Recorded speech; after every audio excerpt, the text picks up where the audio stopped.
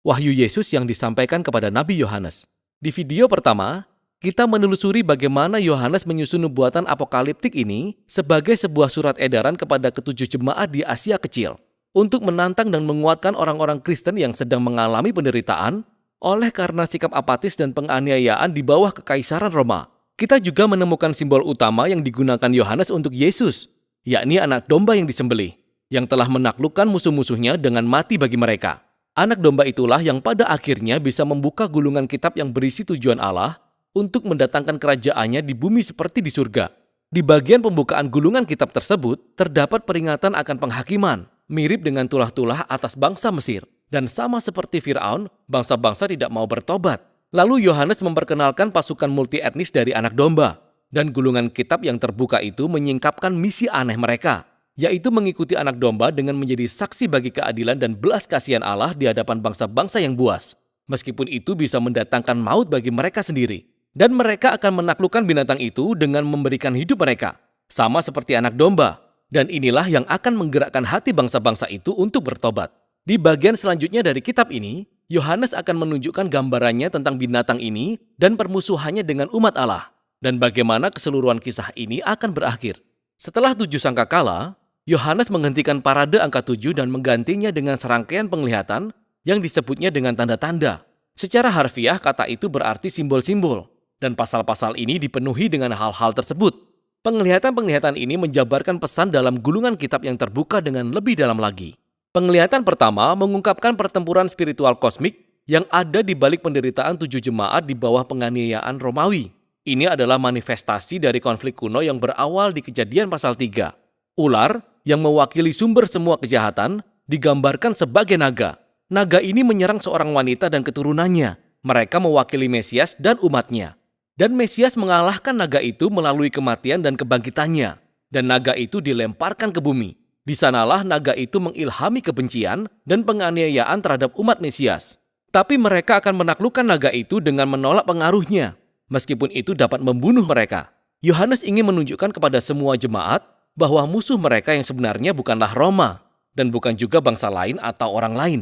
Ada kuasa roh kegelapan yang sedang bekerja, dan pengikut Yesus akan mengumandangkan kemenangan Yesus dengan berlaku setia dan mengasihi musuh-musuhnya sama seperti anak domba yang disembelih. Penglihatan Yohanes selanjutnya menceritakan kembali konflik yang serupa. Namun kali ini, dalam simbolisme duniawi dari penglihatan Daniel tentang binatang. Yohanes melihat 2 binatang buas yang diberi kekuatan oleh naga. Salah satu di antara mereka mewakili kekuatan militer sebuah bangsa yang melakukan penaklukan melalui kekerasan. Binatang buas lainnya mewakili mesin propaganda ekonomi yang mengagungkan kekuatannya sebagai Tuhan. Dan binatang-binatang ini menuntut kesetiaan penuh dari bangsa-bangsa. Dan kesetiaan itu dilambangkan dengan memakai tanda binatang itu dan angkanya 6, 6, 6 di dahi atau tangan. Nah, ini adalah gambaran yang terkenal dan kita tidak akan menemukan maknanya dengan membaca berita-berita utama dalam surat kabar. Yohanes jelas sedang mengacu pada perjanjian lama Ibrani di sini. Pertama-tama, tanda ini adalah anti-Shema, tulisan di dahi dan di tangan. Ini jelas mengacu pada Shema, sebuah doa Yahudi kuno tentang kesetiaan kepada Allah yang ditemukan dalam kitab Ulangan. Doa ini juga ditulis di dahi dan tangan sebagai sebuah simbol untuk mencurahkan semua pemikiran dan tindakan kepada Allah yang benar. Tapi sekarang, bangsa-bangsa pemberontak menuntut kesetiaan mereka sendiri dan mereka memaksa semua orang untuk memutuskan siapa yang akan mereka ikuti. Lalu ada angka binatang yang telah begitu menarik perhatian pembaca selama ribuan tahun. Tapi ini bukanlah misteri bagi Yohanes. Dia berbicara bahasa Ibrani dan bahasa Yunani, dan huruf-huruf Ibrani merupakan angka-angka juga.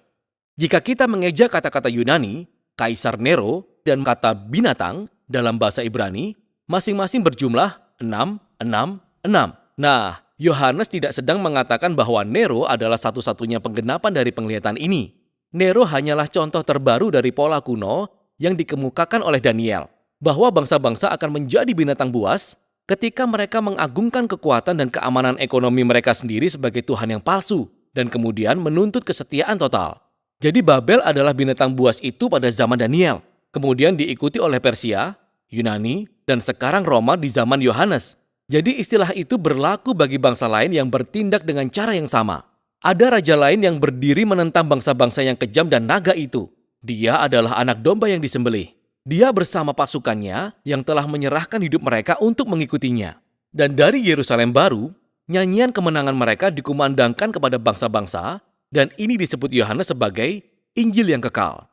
Dan mereka memanggil semua orang untuk bertobat dan menyembah Allah dan keluar dari Babel yang akan rubuh. Hari-harinya dihitung. Kemudian Yohanes melihat sebuah penglihatan tentang penghakiman terakhir. Ini dilambangkan dengan dua panen. Yang satu adalah panen gandum yang baik saat Raja Yesus datang untuk mengumpulkan umatnya yang setia kepadanya. Yang lainnya adalah panen anggur. Ini mewakili umat manusia yang mabuk kejahatan. Mereka dibawa ke tempat pemerasan anggur dan diinjak-injak.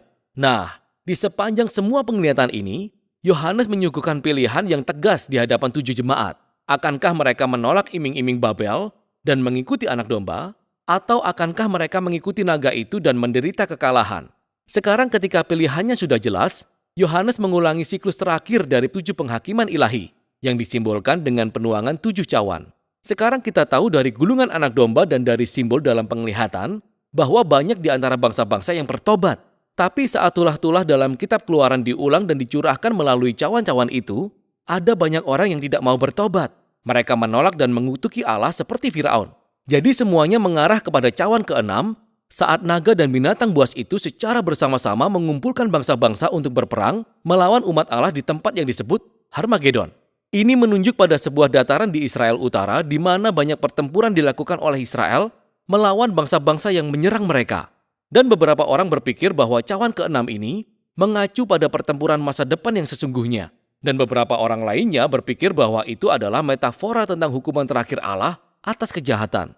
Terlepas dari semua pandangan itu, di sini sangat jelas bahwa Yohanes mengambil gambaran dari kitab Yeskiel tentang pertempuran melawan Gog. Gog adalah simbol yang dipakai Yeskiel untuk menggambarkan bangsa-bangsa pemberontak yang dikumpulkan di hadapan Allah untuk diadili. Dan itulah yang ada di cawan ke-7. Ini adalah gambaran keempat dan terakhir dari hari kedatangan Tuhan ketika kejahatan dikalahkan di antara bangsa-bangsa satu kali dan untuk selamanya. Sekarang, Yohanes telah benar-benar membongkar pesan dalam gulungan kitab anak domba yang sudah dibuka. Dan sekarang dia mulai lagi dari awal untuk mengembangkan 3 tema utama yang dia perkenalkan sebelumnya.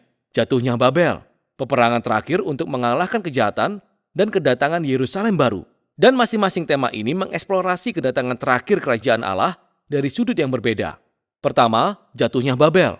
Seorang malaikat menunjukkan kepada Yohanes seorang wanita cantik yang berpakaian seperti seorang ratu, namun dia mabuk oleh darah para martir dan orang-orang kudus. Perempuan ini menunggangi seekor naga. Ini adalah lambang bangsa-bangsa pemberontak, dan dia dinamai Babel, si wanita pelacur. Sekarang, simbol-simbol terperinci dari penglihatan ini akan terlihat sangat jelas bagi para pembaca pertama Yohanes. Dia mempersonifikasi kekuatan militer dan ekonomi kekaisaran Romawi. Tapi dia juga melakukan yang lebih dari itu. Dalam penglihatan ini, Yohanes telah memadukan kata-kata dan gambaran dari setiap bagian dalam Perjanjian Lama mengenai jatuhnya Babel kuno, Tirus, dan Edom. Yohanes menunjukkan bahwa Roma hanyalah versi terbaru dari pola dalam Perjanjian Lama tentang pemberontakan umat manusia melawan Allah. Mereka berkumpul dan membentuk bangsa-bangsa yang mengagungkan keamanan ekonomi dan militer mereka sendiri sebagai Tuhan yang palsu. Ini bukan sesuatu yang terbatas pada masa lalu atau masa depan. Ini adalah potret kondisi manusia di sepanjang sejarah. Dan Babel akan datang dan pergi, sampai pada saat Yesus datang kembali untuk menggantikan Babel dengan kerajaannya. Tapi, bagaimana kerajaan Yesus akan datang? Sampai saat ini, hari kedatangan Tuhan digambarkan sebagai hari yang penuh dengan api, atau gempa bumi, atau panen.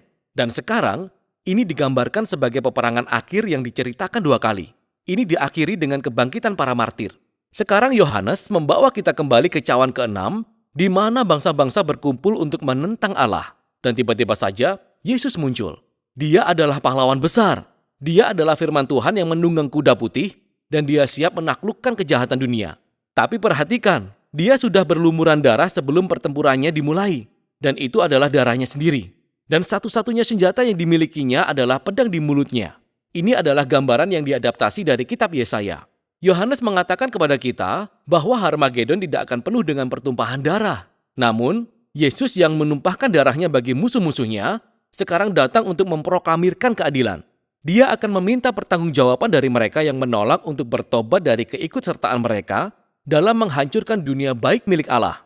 Dan api neraka yang merusak yang telah mereka lepaskan di dunia milik Allah akan menjadi takdir yang ditentukan Allah bagi mereka. Selanjutnya, Yohanes melihat suatu penglihatan tentang pengikut-pengikut Yesus yang telah dibunuh oleh Babel, dan mereka dibangkitkan kembali serta memerintah bersama Mesias selama 1000 tahun. Setelah itu, naga yang mengilhami pemberontakan umat manusia melawan Allah mengumpulkan bangsa-bangsa di dunia untuk sama-sama memberontak melawan kerajaan Allah. Tapi di hadapan tahta keadilan Allah, mereka semua menghadapi konsekuensi kekalahan abadi. Dan kuasa roh jahat dan setiap orang yang tidak mau berpartisipasi dalam kerajaan Allah akan dihancurkan. Mereka diberi apa yang mereka inginkan, hidup sendiri dan untuk diri mereka sendiri. Jadi naga dan Babel dan semua yang mengikuti mereka dipenjara selamanya dan tidak akan bisa lagi merusak ciptaan baru Allah. Nah, ada banyak perdebatan tentang hubungan antara masa 1000 tahun dengan kedua peperangan ini. Ada beberapa orang yang menganggapnya sebagai urutan kronologis yang sebenarnya. Kedatangan Yesus diikuti oleh kerajaan 1000 tahun di bumi yang disebut milenium, diikuti oleh penghakiman terakhir Allah. Yang lainnya berpikir bahwa 1000 tahun itu merupakan simbol kemenangan Yesus dan para martir saat ini atas kejahatan rohani, dan bahwa kedua peperangan tersebut menggambarkan kedatangan Yesus dari dua perspektif yang berbeda. Sudut pandang manapun yang kita pilih, poin utamanya sangat jelas. Ketika Yesus datang sebagai raja, dia akan melawan kejahatan untuk selamanya, dan dia akan membela orang-orang yang telah setia kepadanya. Kitab ini diakhiri dengan penglihatan terakhir tentang perkawinan langit dan bumi. Seorang malaikat menunjukkan kepada Yohanes, seorang pengantin yang menakjubkan yang melambangkan ciptaan baru yang telah datang selamanya untuk bergabung dengan Allah dan umat perjanjiannya. Allah mengumumkan bahwa dia datang untuk hidup bersama umat manusia selamanya, dan bahwa dia membuat segala sesuatu menjadi baru. Penglihatan Yohanes di sini merupakan kilas balik janji-janji dalam perjanjian lama. Tempat ini adalah langit dan bumi yang baru, ciptaan yang dipulihkan dan yang telah disembuhkan dari rasa sakit dan kejahatan dalam sejarah umat manusia. Ini juga Taman Eden yang baru, surga kehidupan kekal bersama Tuhan. Tapi ini tidaklah sesederhana kembali ke Taman Eden. Ini adalah langkah maju menuju Yerusalem baru, sebuah kota besar di mana budaya manusia dan semua keragaman mereka bekerja sama dalam kedamaian dan keharmonisan di hadapan Allah. Dan kemudian, hal yang paling mengejutkan dari semuanya adalah tidak ada bangunan bait suci di ciptaan yang baru karena kehadiran Allah dan anak domba yang dulunya terbatas pada bait suci sekarang meresap di setiap segi dalam dunia yang baru. Dan ada kehidupan baru umat manusia di sana, memenuhi panggilan yang diberikan kepada mereka di halaman pertama dalam Alkitab, untuk memerintah sebagai gambar Allah, untuk bermitra bersama dengan Allah dalam membawa ciptaan ini ke wilayah yang baru dan belum terjelajahi. Demikianlah paparan hari kiamat Yohanes dan alur kisah yang hebat dari keseluruhan Alkitab. Yohanes tidak menulis buku ini sebagai kode rahasia bagi kita untuk menguraikan jadwal kedatangan Yesus. Ini adalah penglihatan simbolis yang membawa pengharapan dan tantangan bagi 7 gereja di abad pertama dan setiap generasi berikutnya dari orang Kristen. Ini mengungkapkan pola sejarah dan janji Allah bahwa setiap kerajaan manusia pada akhirnya menjadi Babel dan harus dilawan dengan kekuatan anak domba yang terbunuh.